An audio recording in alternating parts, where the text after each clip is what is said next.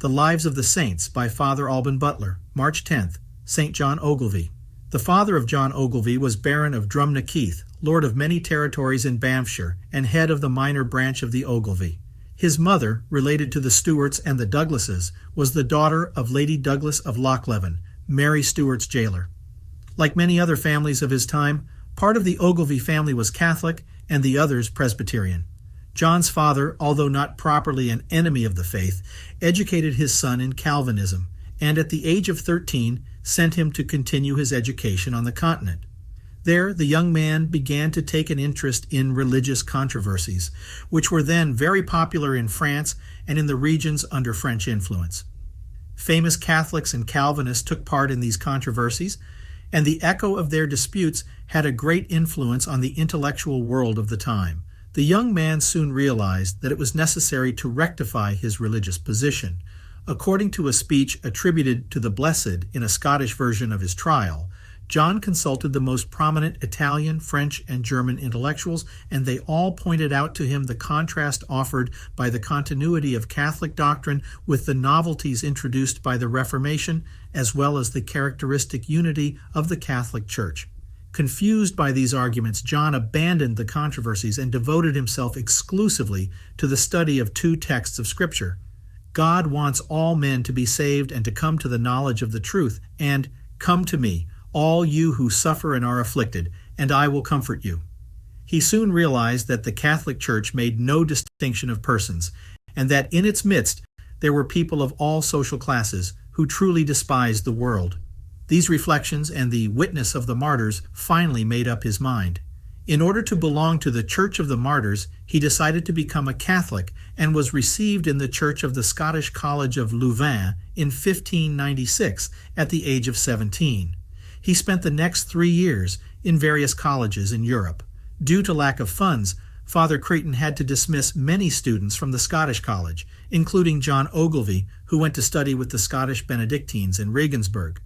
There he remained for 6 months engaged in littera, tour, and perhaps acquired something of that Benedictine style which is independent of national traditions. Then he entered the Jesuit college at Olmütz as a lay student. There he had the opportunity to get acquainted with the Society of Jesus. Although the order was only a little more than 50 years old, it was then at the pinnacle of fame and counted among its members some of the most outstanding men of the time. Within a year of his admission to the college, John asked to be admitted to the society. But at that time, an epidemic broke out, forcing the authorities to close the college. Undaunted by this, the young man followed the superior to Vienna and was admitted to the novitiate at Brienne.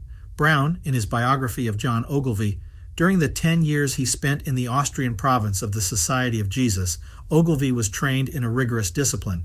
The knowledge of the Renaissance and the scholastic method were combined in a solid intellectual formation, very complete, and the spiritual life was no less solid. John then learned that mastery of himself, which was the main characteristic of the Jesuits and was the best guarantee of perfect obedience and detachment from earthly ties. By express mandate of Father Aquaviva, general of the order, John Ogilvie went to France and received priestly ordination in Paris in 1610. There he came into contact with 2 Jesuits who had worked as missionaries in Scotland in the hope of converting King James through the nobles. Both Father Crichton and Father Gordon had been in prison, and the latter had spent 3 years in the Tower of London. The 2 missionaries saw the future very dark and were very discouraged. So when, in 1611, they were commissioned by Father General to give him a summary of the situation in Scotland, the missionaries presented a sort of catalogue of previous failures and declared that there was no possibility of working successfully in the kingdom because of the severity of the laws.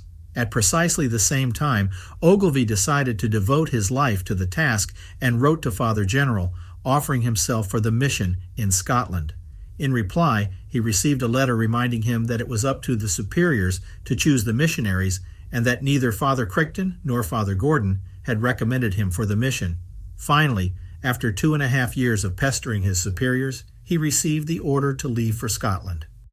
As the laws against priests entering Great Britain were very strict, he traveled under the pseudonym of John Watson, pretending to be a horse dealer and a soldier returning from the wars in Europe. On the way, he met another Jesuit, Father Moffat, and a diocesan priest named Campbell, but at Leith they parted company and Ogilvie continued north. He soon found that the Catholic nobles, in whom he had placed so much hope, were not in the least willing to compromise. Most of them had outwardly accepted the state religion, and only a few middle-class families, who lacked any influence, were willing to take in a priest. We do not know much about the activity of the Blessed during the following 6 months. According to his own statements, he spent 6 weeks in the north of Scotland and wintered in Edinburgh, but he does not seem to have achieved any conversion or made any gains for the Catholic cause. Realizing his failure, he decided to return to the old Jesuit methods. In London, he came in contact with King James, or one of his ministers, and proposed a semi-political project which has been lost. During the negotiations, he made a trip to Paris to consult his superior, Father Gordon, who severely reprimanded him for abandoning his mission and sent him back to Scotland. Back in Edinburgh, Father Ogilvie took up residence in the house of a sincere Catholic, William Sinclair, a parliamentary lawyer. There he met a Franciscan, also named John, and between them they ministered to the small number of Catholics who gathered in the homes of William Sinclair, John Phillips, and Robert Wilkie. Ogilvie's flock soon began to grow, and the missionary became famous for the insistence with which he preached fervor in Catholic life. It seems that at the same time he served as tutor to Sinclair's eldest son, who later entered the Society of Jesus. Some time later, he began to visit Catholics in prison, a very risky thing to do since the guards would not leave the visitors for a single moment. He even had the audacity to visit Sir James MacDonald in the Castle prison. Sir James still remembered the visits of the Blessed many years later. In the summer of 1614, Father Ogilvie achieved some conversions. According to Sinclair, the number of converts was very considerable, considering the short period in which the Blessed was able to devote himself to this work. Towards the end of August, Father Ogilvie went to Glasgow, where he stayed with a widow named Marion Walker, who died in prison. She had turned her house into a kind of center where priests passing through the city could celebrate Mass and hear confessions. In Glasgow, the Blessed managed to make contact with Sir John Cleland and Lady Maxwell, who were secretly Catholics, and reconciled several members of the Renfrewshire gentry to the Church. At the same time, he set about organizing the Catholics of the gentry. Shortly after his return to Edinburgh, he learned that 5 other people in Glasgow wanted to be reconciled to the Church, and he hurried back to that city. On May 4th, he celebrated Mass in the presence of Adam Boyd, one of the 5 who wanted reconciliation. After Mass, Adam Boyd told the Blessed that he wanted to be instructed and asked him to come to the marketplace at 4 o'clock in the afternoon, where a messenger would come for him and take him to a safe place. Ogilvie agreed, and Boyd immediately went to Archbishop Spottiswoode, a former Presbyterian minister who was one of the king's most able employees in Glasgow, and kept an eye on both Catholics and Protestants. They agreed that a very vigorous servant of the Archbishop, named Andrew Hay, would go to meet Adam Boyd and Father Ogilvie in the marketplace. Boyd also denounced all those whom he suspected of dealing with Father Ogilvie. The Jesuit arrived at the rendezvous site accompanied by James Stewart, son of the former chief of police, who upon seeing Hay advised the Blessed to return home immediately.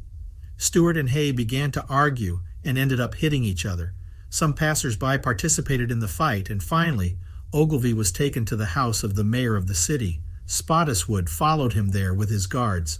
When the Blessed Man appeared before the Archbishop, who was acting as judge, he received a slap in the face, and this accusation, "You have had the audacity to celebrate Mass in a city of the Reformed Church." Ogilvie replied in the same tone, "And your Grace has the audacity to behave like an executioner and not like an archbishop." Hearing this, the prelate's servants threw themselves upon him, stroked his beard, and tore at them with their nails. Only the intervention of Lord Fleming, who happened to be present, saved the Blessed Man. The Archbishop's servants stripped him naked to search him, but all they found was a bag with gold coins and another with silver coins, some medicines, a breviary, and a compendium of religious controversies. The next morning, Father Ogilvie appeared before the Archbishop and the magistrate of Glasgow. The first question they asked him was, "Have you celebrated Mass in the kingdom?" The Blessed, knowing that he was subject to the penal code, prudently replied, "Since it is a crime, it is not for me to answer, but for the witnesses." Asked why he had gone to Scotland, he bravely replied, "I came to fight heresy and save souls." "Do you recognize the authority of the king?" the judges asked. The Blessed replied, "King James is de facto King of Scotland." Questioned about the famous gunpowder plot, he replied, "I detest patricide and do not praise it." Parricide was the term then applied to the assassination of a sovereign. The Blessed refused to answer all the questions that could compromise him or endanger the lives of others. The interrogation went on for 26 hours. Ogilvie had not tasted any food, and at the end of the session he was trembling with fever. Finally, the judge allowed him to go near the fire to warm up. Even there he was disturbed by one of the Archbishop's servants, who expressed his intention to throw him into the flames. The blessed man said to him, "You have chosen the best moment for it, for I am shivering with cold."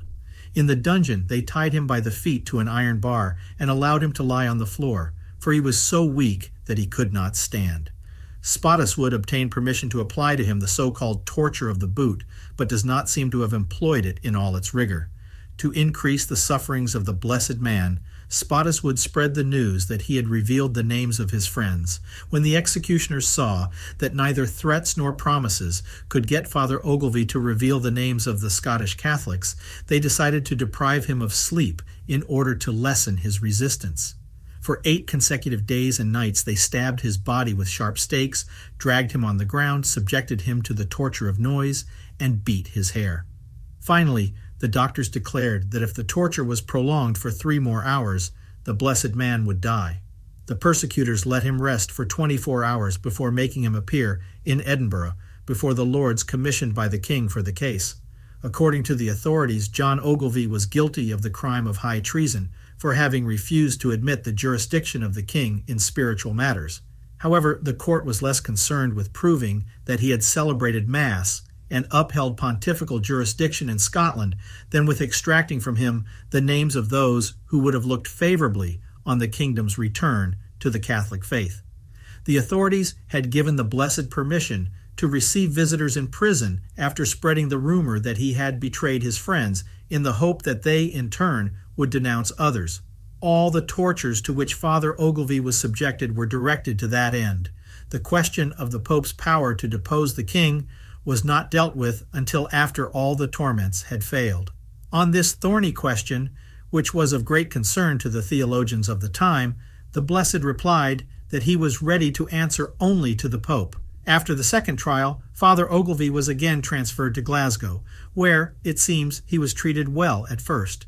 The news of his heroism had already spread through Scotland, so that the persecutors, and especially the Archbishop, would have given anything for the Blessed to apostatize and recognize the supremacy of the king. Ogilvie was presented with a questionnaire drawn up by the king himself. To the 5 questions, which dealt with the relations of church and state, the Blessed replied in a way that was tantamount to signing his death warrant. Although the guards began to treat him more rigorously, Father Ogilvie was able to continue writing in Latin an account of his martyrdom. When he had finished it, he managed to slip it under the door to some Catholics who had entered the prison, under the pretext of visiting other prisoners. But Father Ogilvie still had to endure a 3rd trial.